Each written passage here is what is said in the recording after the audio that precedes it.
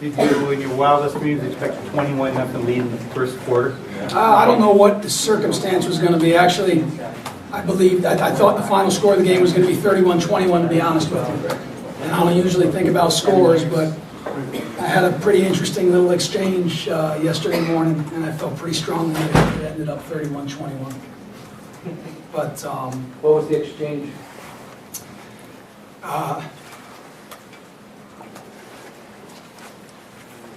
I was in church. Went to church yesterday morning, and it was all right at the chapel up here, and it was dark. I sat in the front row, and as I would routinely do, and just talk about how thankful we are. And as I'm sitting there by myself, I look down, there's a little card. No idea why it was there. No one knew I would be there. And the card was Proverbs 21:31, which is, the horse is prepared this day for battle, but victory is in the hands of the Lord. And I just felt very strongly that we had prepared our guys to the best of our ability. And in some ways, it might have been a little bit out of our hands today. So I woke up about 4 o'clock this morning, and I got another text from a friend of mine who's a fellow coach, and he texted me the same exact scripture last night. And that's what led me to think it might have been 31-21, but it wasn't. Glenn, what did you say to the guys in the locker room afterwards, and what was the scene in there? I told them how proud I am of them, how grateful I am for them. And a year ago, we were sitting in a locker room crying, and I was crying this time because I'm a crier, but different tears. And I told them a story about last year. After the game, I had an opportunity to go down to the national championship game. And I went down there the week after we lost to Whitewater, and we were blessed to have Fritz as a finalist for the Player of the Year. And I sat down there for 3 days, and I took it all in, and it hurt. It hurt. And all I kept thinking about was how much of a failure I was, because I didn't have an opportunity to share that experience with the other 58 guys. And how grateful I am that we have that chance now. Iowa, you're getting pretty used to reaching the end zone. Can you kind of describe that play for us? Nobody saw it coming. Man, I think it was like a mirror image of the same play that happened last time. Quarterback pitched the ball, and the running back was following it, and I was just pursuing the sideline. And then Ryan Deese, man, came and knocked that running back out, and the ball was on the ground. And like in my mind, I'm thinking same thing. So don't be slow this time. I picked up that ball and I just went. I wasn't stopping. That's all there is to it. You just quote the last thing I said because it's the same thing. You only had to go about a third as far. Yeah, that was really good on the lungs, I'll tell you that.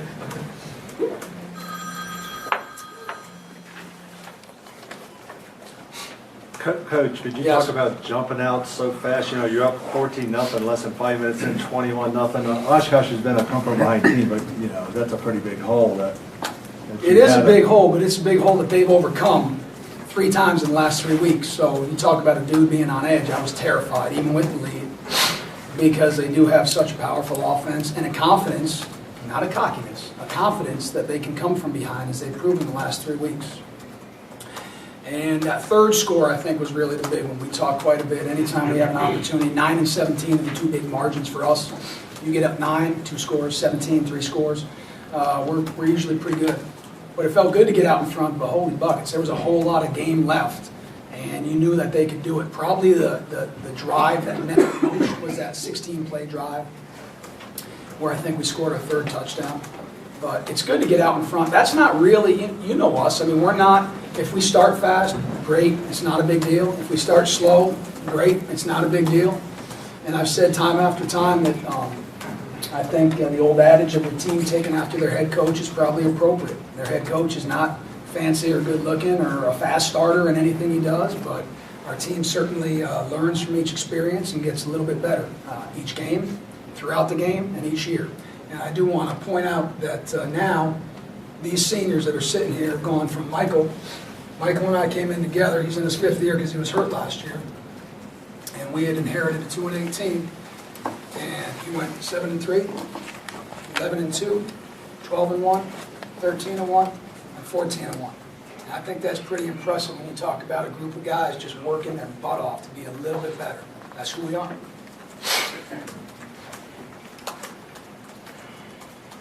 Mike, if I could ask you a question on your defense, did such a good job today of not letting your offense's turnovers get converted into points. You guys made some nice stops, when they could have swung the momentum the other day. Could you talk a little bit about the way you guys, you stopped them on some 4th down, some key plays?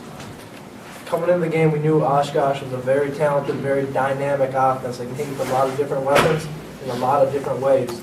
So we knew our best asset was going to be our team defense this week. Everyone does their assignment. You don't try to be Hercules out there. Don't try to do someone else's job. You do your job. You fit your gap. And that's what we pride ourselves on, is being a team defense. Once you do your job, you get to the ball. 11 hands to the ball. So that was our emphasis. Team defense, doing your responsibility and getting to the ball. I thought we did a pretty good job of that today.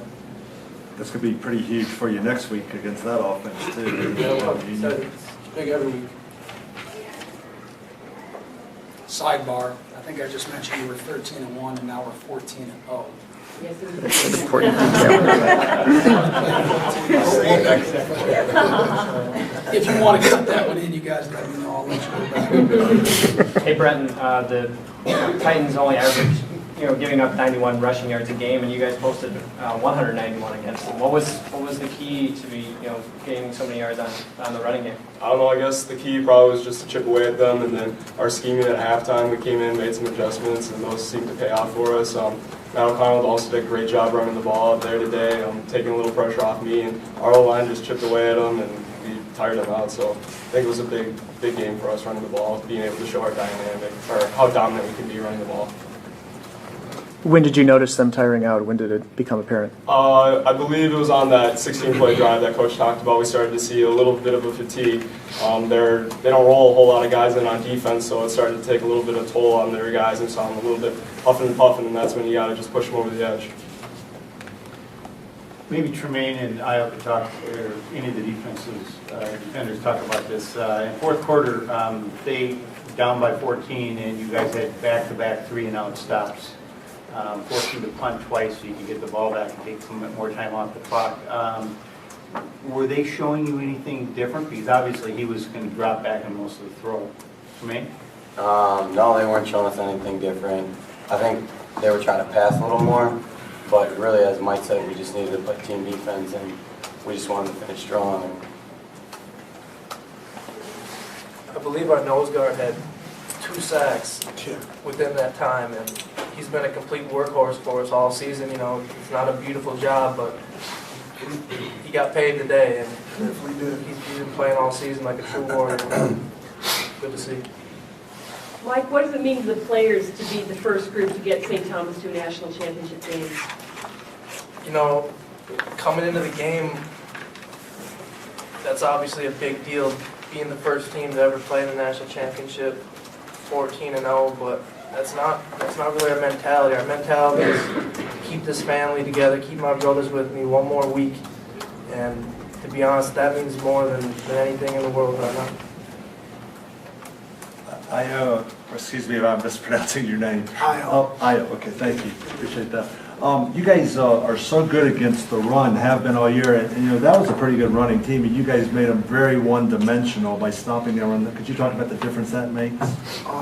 It definitely makes a difference, and I think, first of all, we go against our line, which is huge. We go against them for 3 weeks at the beginning of every season, and coming out of that, we don't see a lot of lines like that. That's one reason we're prepared. Another reason, we got a bunch of workhorses on that scout team. We got a bunch of young guys that are waiting for their shot, and they are giving it to us every single day in practice. And I think all 3 of these guys can attest to me when I say that we go out, they give such a good look that we're going out there and seeing that offense, seeing whatever they do for the 3rd, 4th time this week. So it's kind of like having a few mulligans before we can get it right. So honestly, I wouldn't give any credit to us solely. Coach K has a great scheme, and our scout line and the O-line just going against them, giving us good looks every single week. Glenn, to follow up on that, the last stretch of your season, the last 3 games you played Augsburg and a really dynamic quarterback, and then you had to go to Concordia in they had a must-win game. St. Olaf had a must-win game with a senior quarterback, and then in the playoffs you've seen good running backs, terrific quarterbacks. Just can you talk about There's how... no question our league prepares us tremendously well. I think everybody's going to sit here with their, their jacket on that has their logo and say, our league's awesome. But I'll tell you what, you're exactly right. Not just 3 weeks out of the year, but I think we probably play 3 playoff caliber teams within the MIAC. And as you alluded to towards the end of the season, we went up to Concordia. I view that as very similar to this game. Senior-laden group, tough, well-coached, great kids, and we were able to come out of that one. And I think those types of wins, the 37-0 over Bethel, which I also think is a very good football team, probably gave us a little bit of confidence that we've been here in these scenarios before, maybe not in this exact one, but very similar scenarios. If you really want to take it, today probably speaks volumes for the credit that our league gets. And frankly, I don't know if it gets the credit it deserves. That's not my job to decide. I do know that we just went up against a team that had 6 first-team all-region picks, 6 in one of the polls that came out, and our team had 1. So if you want to know why we're winning, certainly we got great players, but they play hard, they play fast, and they play for each other. And in my opinion, that's what makes our program great. Coach, you converted 3 times on 4th down. Were those tough decisions, or is it just a matter of you're confident that you can pick them up? They're very tough decisions, but that's why you're the head coach, is to make those tough decisions. And yeah, they're not easy, and they have your stomach in butterflies. But you just kind of know if you're able to pick that. Those could be daggers sometimes, and we're not perfect. We're only like 65% on 4th down. But we felt like we had good play calls versus what they were giving us, and I think some of it is we left the ball this game, and it's not usually this way, but in this game we left the ball in Matt O'Connell's hands, and even though he's a sophomore, he's wise beyond his years, and he was able to find that first down yardage that we needed. Probably went for it a little bit more than we thought, but we also had some pretty good field position. It wasn't exactly like our defense was playing well, that we felt like if we turned the ball back over because we didn't get it, and we ended up maybe giving them 60 yards away from the end zone, we felt like we could, that was a calculated risk we were willing to take. Dan, this team this year has had to overcome so much myriad of injuries. You think back to the first game of the season, you guys were down by 11 with just over 5 minutes to go at an Eau Claire side that seems to be dominating most of the game. What does it say about this team being able to overcome all that, playing with a very young squad and making it to the national championship? Well, I think it just speaks to the mentality that the coaches instill in us, that you don't want to fight adversity, you want to ride it, and you want to welcome it, and you'll overcome it. And like Coach Rice says, we don't know how we're going to do it, but we'll find a way. And I think starting the year out like that really showed how mentally tough our team was, and I'm just really excited to get back to work this week with you guys.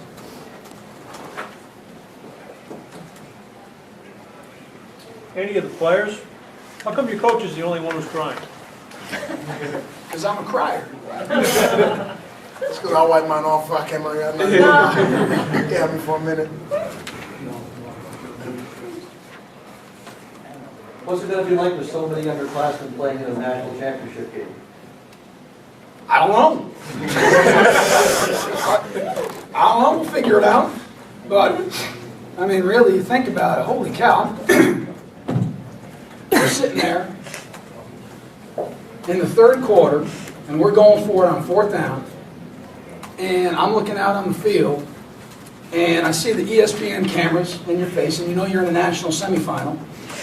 We got a freshman right tackle, we got a freshman left tackle, we got a freshman tailback, and we got a freshman wide receiver, and we got a freshman fullback in there, and I'm saying, holy cow, this is really something. It kind of hit me at that moment when we have all those guys in there. Then we converted.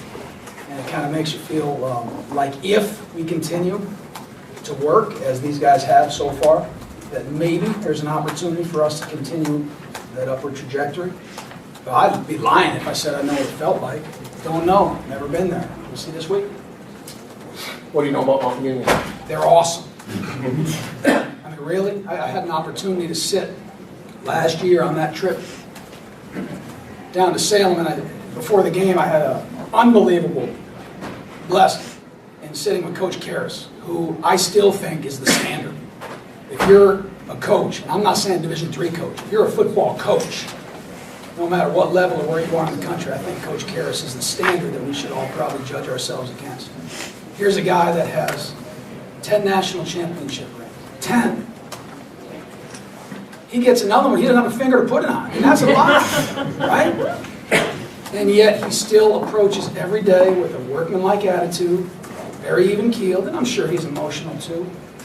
But I think they're amazing. And in years past, they've always had that unbelievable offense. You always know about their tailback, you always know about their quarterback. But this year, I am just so impressed with their defense. Help me out here, Pat. Maybe 5 or 6. It was 6 shutouts in a row? 6 shutouts. 6. That's 24 quarters without a score. And there's a reason why they're as great as they are. So they're amazing. But I will tell you, just like when we took the job and they said, well, how about St. John's? Can you get them? And I told them I'm not trying to be the next St. John's. And although I respect the heck and love Coach Karras and what they do there, we're not trying to be the best Mount Union.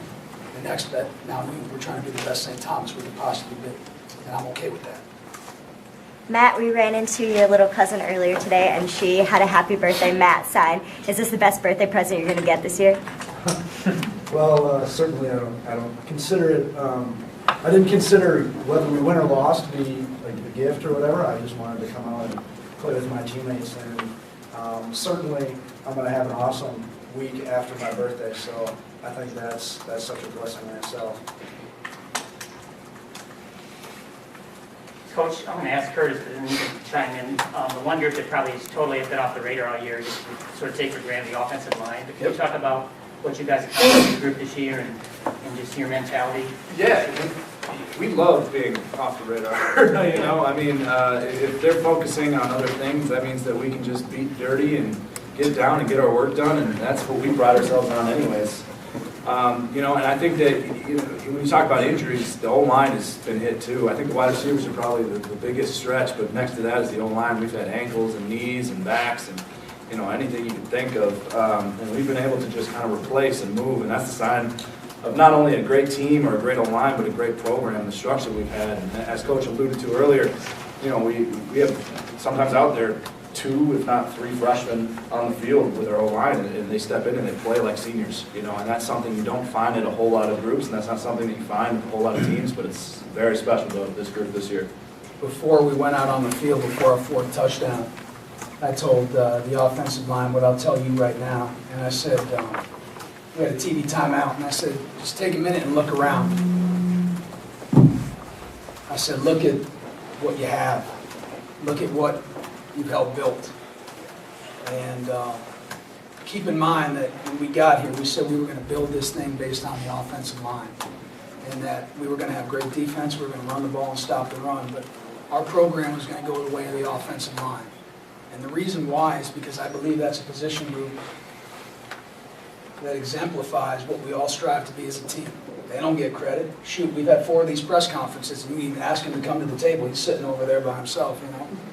And they don't care who gets the credit. They're just happy that their successes come from the team. It is the most selfless position group that I think there is in football. And the reason why I believe these guys are here is because we do put our offensive line on a pedestal. And Curtis is a wonderful example of that. It doesn't matter who gets the credit as long as the work gets done. Coach, what does it say about Matt that he took over first-year starter for Dakota and he's taking you guys to the national championship? I mean, he's a good football player. I've said this before, when we started recruiting Matt, and I didn't know if we would have an opportunity to get him, because here's a guy that comes out of Wisconsin as the all-time state leader with 10, 11,000 yards, somewhere in that neighborhood. When you can miss by 1,000 yards and be in the same neighborhood, that's a good neighborhood. And yet he's a 4.0, valedictorian of his class, and has had the entire town of Clear Lake watching him since he was in 7th grade, and has had that pressure. And Anna Marie right now is 8 years old, our oldest kid. And in 12 years, if she ever came knocking on our front door with a man like Matt O'Connell, we would be the proudest parents in the world. So yes, he has great genes, and yes, he has fantastic abilities, but what makes him go is his mind and his heart, just like the rest of these guys, no different.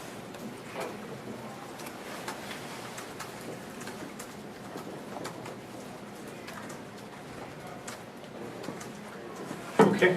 Take a round of him and you just grab anybody afterwards? Yeah, I got one more thing too. You know, I always finish it up with an idea that I have, right? And sometimes I believe that there's a lot of things that people get judged on.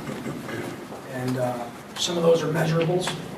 And whether it's awards, or which we really don't care about, or whether it's accolades of some sort, everyone wants to live at the measurables. How big, how strong, how fast, how many catches, how many sacks. And you know what? I certainly would hope that someday someone takes time to look at the immeasurables, the heart of a kid. Because I think our team might not seem elite on paper, but if you took the time to measure our character and our heart, I think you'd be hard-pressed to find a team that fights as hard as ours. I appreciate your time. Have a good night.